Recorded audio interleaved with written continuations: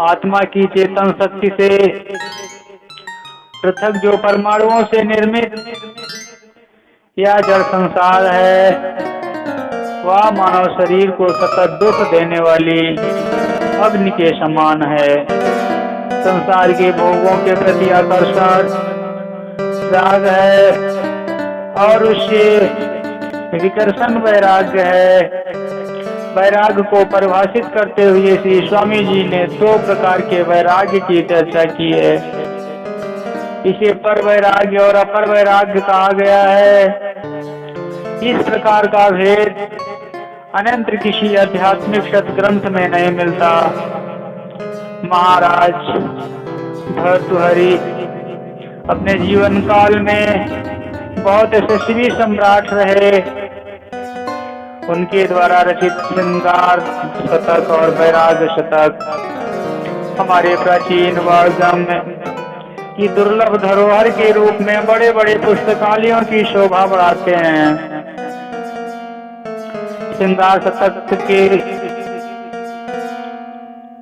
पढ़ने वाले व्यक्ति तो बहुत मिलते हैं, क्योंकि परमात्मा जो स्वयं सत्यम शिवम सुंदरम है, उसके द्वारा रचित या सृष्टि की कुछ कम सुंदर और लोगों का कम आकर्षण करने वाला नहीं।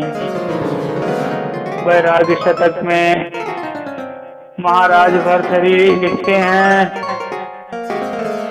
तृष्णा न जीर्णा स्वयमेव जीर्णा, भोगा न मुक्ता स्वयमेव मुक्त भुक्ता। अर्थात हमारी तृष्णा जीर्ण नहीं होती, हम ही जीर्ण हो जाते हैं। हमारे द्वारा भोग नहीं होता, बल्कि भोग हम सबको भोग बना देता है।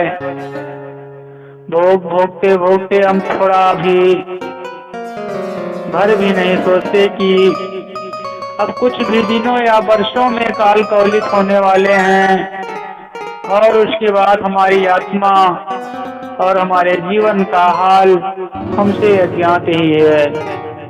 परम आराध्य श्री स्वामी जी पर वैराग्य अर्थात सर्वश्रेष्ठ वैराग्य उसे कहते हैं जिसे मुमुक्ष व्यक्ति तीनों लोकों की गुप्त धनराशि प्राप्त कर कौए की विष्ठा के समान जो त्याग देता है, वही सर्वोत्तम वैराग्यवान माया है, वैराग्यवान है। मोह माया इस नश्वर संसार के प्रति इतना रखना इतना बड़ा भंवर है कि जिसमें कोई विवेकशील व्यक्ति उसमें डूबने से परमात्मा की कृपा से बच जाते हैं। भोगेच्छा संसार के सभी जीवों को अनेक योनियों में ले जाकर असहज दुखों से में भ्रमित करती है। हम जब तक अपनी आत्मा के चेतन स्वरूप को नहीं प्राप्त कर लेते, तब तक माया जाल से कदाच नहीं छोड़ सकते। क्या अपना है, मैं इतना बड़ा धनाढ़ व्यक्ति हूँ, मेरे समान कोई अन्य व्यक्ति विद्वान बुद्धिमान और बलवान सुंदर नहीं है, ऐसा सोचना महान दुख का कारण है। संसार के व्यक्तियों का पारस्परिक संबंध उसी प्रकार का हो जो पथ और पथिकों का है, जो नाव और नाव से यात्रा करने वालों का है, और जो बादल और हवा का है। इन सब के संबंध अस्थायी कदाच नहीं हो सकते। जिस प्रकार रास्ता चलने वाले व्यक्ति रास्ता पकड़कर आगे चले जाते हैं और अपने अपने निश्चिंत स्थान को पहुंच जाते हैं, ठीक उसी प्रकार नाव में सवार व्यक्ति नदी के उस पार पहुंचकर एक दूसरे से अलग होकर अपने अपने घर को चले जाते हैं। कहने का तात्पर्य है कि संसार में किसी भी व्यक्ति का संबंध स्थायी कभी नहीं हो सकता। सभी एक दूसरे से अपने स्वार्थ के लिए अल्पकालिक ही संबंध रखते हैं। हमारे देश के नीतिकार का कथन है, अयम निजा परो वेति गणना लघु चेतसाम उदारचारिता नातु वसुधैव कुटुंबकम। अर्थात अमुक वस्तु मेरी है और वह किसी दूसरे की है, ऐसा सोचना छोटे विचार के लोगों का काम है। और जो उदार प्रकृति के हैं उनके लिए सारा संसार ही अपना परिवार है। मोह अर्थात मात्र अपने परिवार के लाभ के लिए ध्यान रखने वाले और दूसरे की हानि का ध्यान न रखने वाले व्यक्ति अच्छे नहीं होते हैं।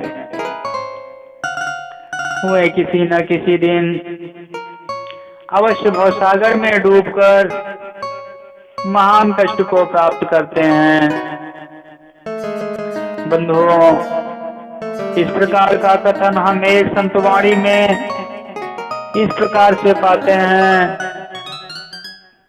प्रबल मोह की धार में बह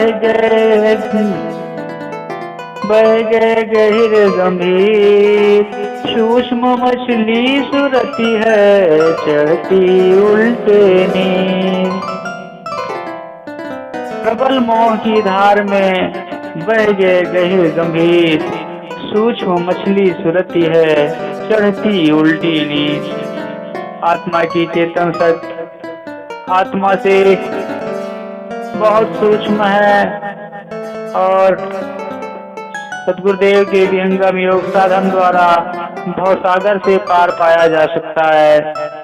जिस प्रकार छोटी मछली जलप्रपात के उद्गम तक पहुंच जाती है, जबकि बड़े बड़े हाथी जैसे जानवर जलप्रपात की धार में ऊपर नहीं चढ़ सकते।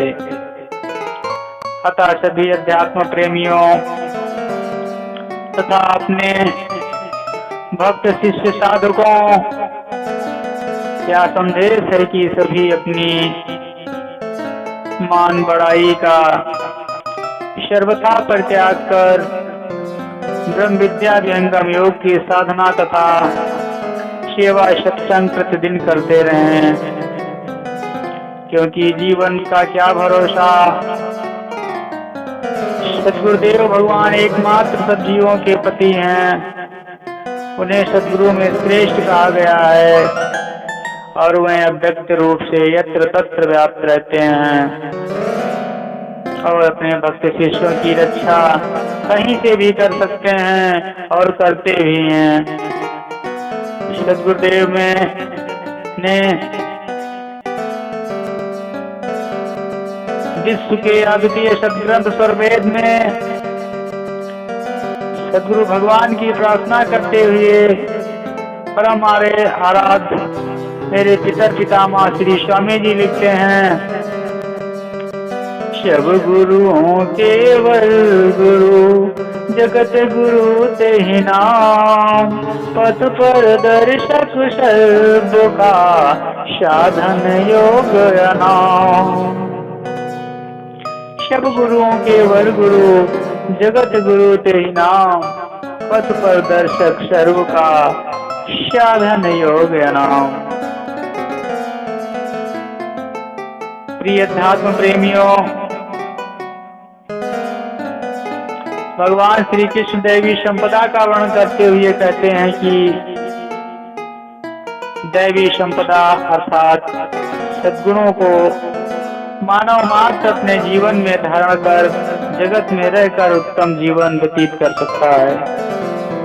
ये सद्गुण इस प्रकार हैं, निर्भयता, अंतःकरण की शुद्धि, ज्ञान योग में दृढ़ स्थिति, सत्पात्र में दान, इंद्रिय संयम, यज्ञ, स्वाध्याय, तप, सरलता, अहिंसा, सत्य, क्रोध, शांति, किसी की निंदा न करना, जीव दया, लोभहीनता, कोमलता, लज्जा, अचपलता, तेज, क्षमा, धैर्य, वह भयंकर पवित्रता, किसी से विद्रोह न करना, अतिमानी न होना इत्यादि। ये सारे गुण दैवी संपदा हैं। इन्हें संपदा कहने का क्या भाव है? संपदा अर्थात संपत्ति मानव जीवन को इस संसार में सुखमय बनाती है। ठीक उसी प्रकार ये सभी सद्गुण मानव जीवन के को आदर्श पुरुष बना ही देते हैं। इनसे युक्त मनुष्य को देव समझना चाहिए। दूसरी ओर इन सद्गुणों के विपरीत गुण आसुरी संपदा के अंतर्गत आते हैं, जिससे अन्य जीव पीड़ित होते रहते हैं।